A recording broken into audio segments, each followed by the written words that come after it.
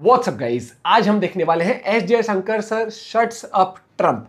भैया क्या कह दिया है कि कह दिया है ट्रम्प को मूव ऑन। मतलब इस तरीके से नहीं, लेकिन कुछ ना कुछ तो बात हुई होगी। नहीं यार, हिंदी में तो देखो कैसी बोल लो, यही प्रशांत धवन सर की वीडियो है, ओरिजिनल वीडियो का लिंक है डिस्क्रिप्शन में। चैनल पर नहीं हो तो प्लीज सब्सक्राइब, वीडियो कर they like. 1 2 3 go.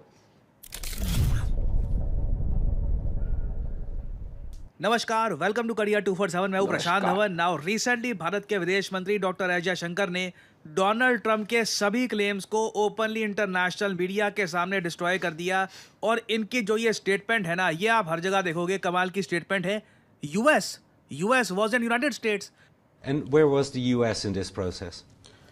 Well, the US was in the United States. आप देखोगे दर्जनों आर्टिकल की जो मेन हेडलाइन है ना, वो ये है, US was in United states. अब एक बार को यहाँ पे आप पढ़ोगे, ये तो बेसिक बात है ना, यूएसए में इंडिया में है, मगर व्हाट डज इट मीन? यहाँ पे कॉन्टेक्स्ट आपको समझना होगा। जो ट्रम्प का मीडिएशन का क्लेम था कि भारत पाकिस्तान देखिए न्यूक्लियर वॉर करने वाले थे और मैंने यहाँ पे आके रोक दिया ना। यहाँ पे ना बहुत ही इम्पोर्टेंट एक स्टेटमेंट दी है जयशंकर साहब ने कि यूएसए कहीं पर मीडिएशन करवाने के लिए नहीं आया, यूएसए बीच में नहीं आ गया। यूएसए जहां पर है यूनाइटेड स्टेट्स ऑफ अमेरिका में, वहीं पर रहा। पाकिस्तान के लोग हमारे पास आए कि सीज फायर कर लो, अब बर्दाश्त नहीं हो रहा। उसके बाद हमने सीज फायर भी नहीं, ऑपरेशन सिंदूर को पॉज किया है। अभी भी ऑपरेशन सिंदूर खत्म नहीं हुआ है। और ये स्टेटमेंट आप देखोगे ना, ये क्लियरली डोनाल्ड ट्रंप की सभी स्टेटमेंट्स को डिस्ट्रॉय कर देती है कि जी यूएसए ने बहुत भूमिका निभाई थी, ट्रंप ने बड़ी वॉर रुकवा दी। और ट्रंप के जो भी आज के समय मीडिया पर्सन है यूएसए में, वो कह रहे हैं कि जी डोनाल्ड ट्रंप ने ट्रेड की धमकी दे दी भारत को और उसके बाद वॉर रुकवा दी। Everything has been neutralised. और आने वाले समय में आप देखोगे इस तरीके से भारत काफी बार डोनाल्ड ट्रंप की स्टेटमेंट्स का प्रॉपर जवाब देगा, क्योंकि एक बात पूरी दुनिया नोटिस कर पा रही है, डोनाल्ड ट्रंप अपनी सेकंड टर्म में ना अनकंट्रोलेबल हो चुके हैं। कुछ भी बोल रहे हैं, किसी वर्ल्ड लीडर को बुलाकर काफी बार उसको ह्यूमिलिएट कर देंगे। जो भारत ने लंबे समय से कोशिश करी है कि इंडिया पाकिस्तान को डिहाइफेनेट किया जाए, कश्मीर के इशू को लेकर कोई मीडिएशन नहीं होगी, उस पर ट्रंप कमेंट करते रहेंगे। तो अब देखो डोनाल्ड ट्रंप को इसी तरीके का जवाब मिलेगा। और इसलिए आप देख रहे हैं मीडिया भी ओपनली कह रहा है, Jaishankar shuts down Donald Trump's India Pakistan mediation claim. और एक इंटरेस्टिंग बात यहाँ पर यह है कि अब यूएसए में कई आवाजें उठ रही है जो ओपनली कह रही हैं कि डोनाल्ड ट्रंप गलत तरीके से क्लेम लेने की कोशिश कर रहे हैं। नाउ अगेन आपको यहाँ पर यह बात समझनी होगी, ये बात तो काफी हद तक प्रूवन है, इस बात को लेकर कोई डिस्प्यूट नहीं है कि जेडी वैंस ने पीएम मोदी से बात करी थी, कुछ एक इमरजेंसी कॉल आई थी। ये बात तो वेल डॉक्यूमेंटेड है, ये यूएसए के रिकॉर्ड्स में है। जेडी वैंस ने, मार्को रूबियो ने इसके बारे में काफी बात भी करी है कि अचानक से इंडिया ने जब एयर बेसिस पे अटैक किया था, कुछ एक इवेंट हो गया था जिसको लेकर जेडी वैंस ने इमरजेंसी कॉल करी ना।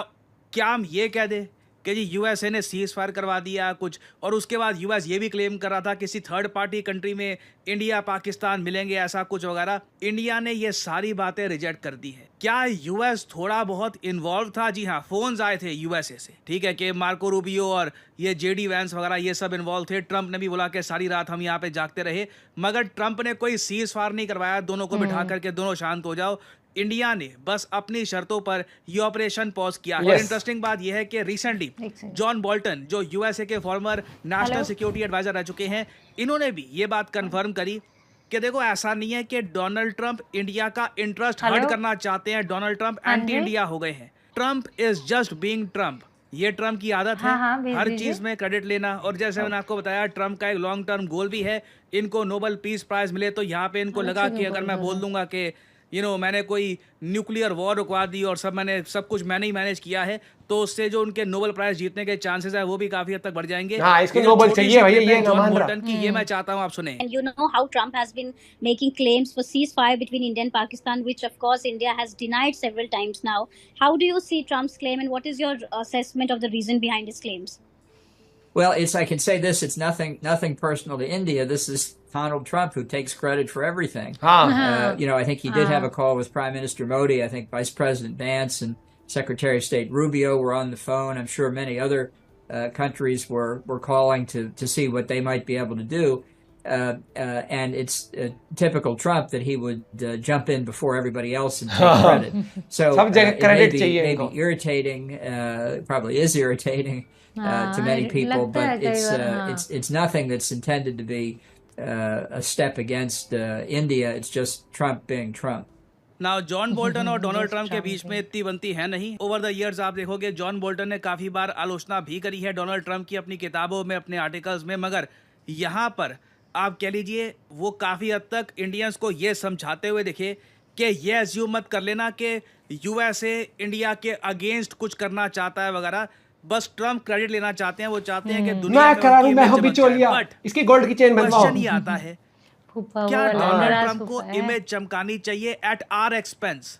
पाकिस्तानियों को ये कहने का मौका क्यों मिले कि जी डोनाल्ड ट्रंप ने आकर सीज फायर करवाया, जबकि यूएसए की एट मैक्स इन्वॉल्वमेंट थी। यूएसए ने ऑब्वियसली इंडिया को कुछ बताया है कि कुछ ज्यादा ही मार दिया आपने पाकिस्तान को।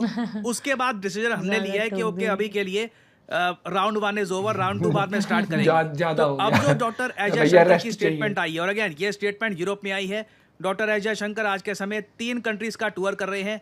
ये 3 देश है नेदरलैंड्स, डेनमार्क और ऑब्वियसली यहाँ पर जर्मनी। जर्मनी को जैसे आप लोग जानते हैं समझाने की काफ़ी आवश्यकता है कि भारत का स्टांस क्या है टेररिज्म को लेकर। तो जर्मन एमपीज के सामने डॉक्टर अजय शंकर ने भारत का जो स्टैंड है आतंकवाद को लेकर ये बताया है। और यूरोपियन मीडिया में वेरियस इंटरव्यूज़ के जरिए भारत के विदेश मंत्री इंडिया का स्टांस क्लियर कर रहे हैं कि ऑपरेशन सिंदूर क्यों किया गया और पाकिस्तान आज के समय क्या कर रहा है।